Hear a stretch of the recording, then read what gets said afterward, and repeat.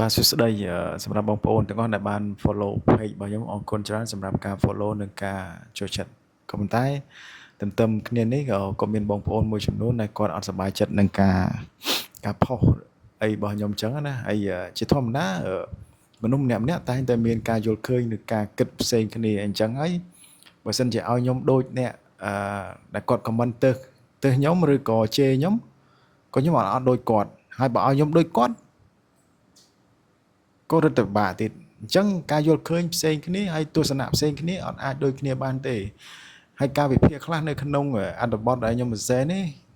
ដែលមិនកើតឡើងនៅក្នុងព្រឹត្តិការណ៍រឿងសាមកុកជាក់ស្ដែងខ្ញុំប្រើពាក្យបើសិនបងប្អូនត្រូវចាំឲ្យច្បាស់ថាពាក្យបើសិនគេប្រើពេលណាបានន័យថារឿងនេះវាអាចកើតឡើងទេនៅក្នុងប្រវត្តិសាស្ត្រពិតឬក៏ក្នុងសាច់រឿងពិតរបស់សាមកុកវាអត់បានកើតឡើងទេក៏ប៉ុន្តែ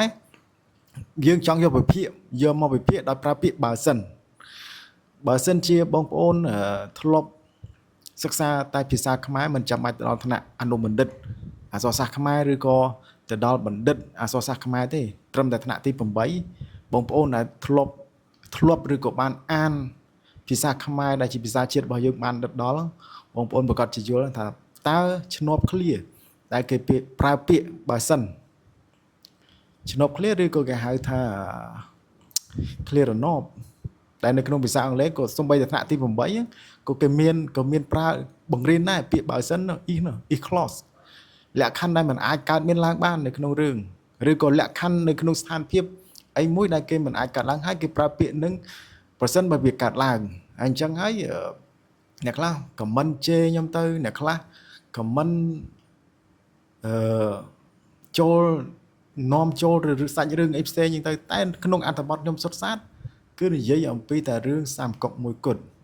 អញ្ចឹងហើយសូមបងប្អូនពិចារណាឡើងវិញមុននឹងការ comment ឬប្រើពាក្យអសរោះឬក៏ពាក្យមិនសមរម្យមកកាន់ខ្ញុំ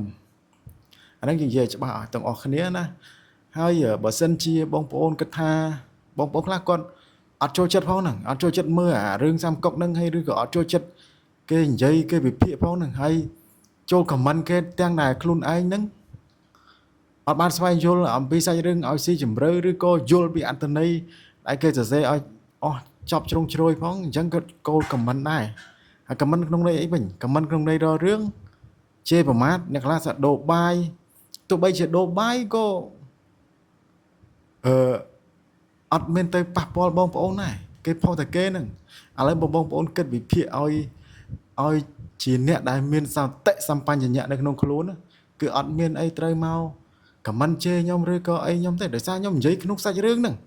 វាអត់មាននិយាយទៅប៉ះពាល់បុគ្គលណាផងហ្នឹងគ្រាន់តែការមិនពេញចិត្តរបស់បងប្អូនអញ្ចឹងបើសិនជាបងប្អូនណាដែលអត់ពេញចិត្តឃើញ page ខ្ញុំផុសអញ្ចឹងទៅហើយអត់ចូលចិត្តអូសរំលងទៅចាំបាច់មក comment ជេរ comment deal ប្រមាថឬក៏អូសចូលសាច់រឿងអីផ្សេងដែលខ្ញុំមិនពាក់ព័ន្ធស្ទល់តែសោះទេសូមពិចារណាឡើងវិញបើសិនជាបងប្អូន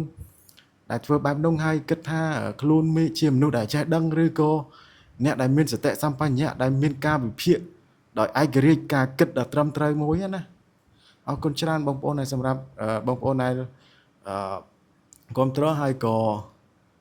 អត់ទុកទេបងប្អូនដែល comment ជេរខ្ញុំឬប្រមាថខ្ញុំប្លុកចោលហើយអរគុណច្រើន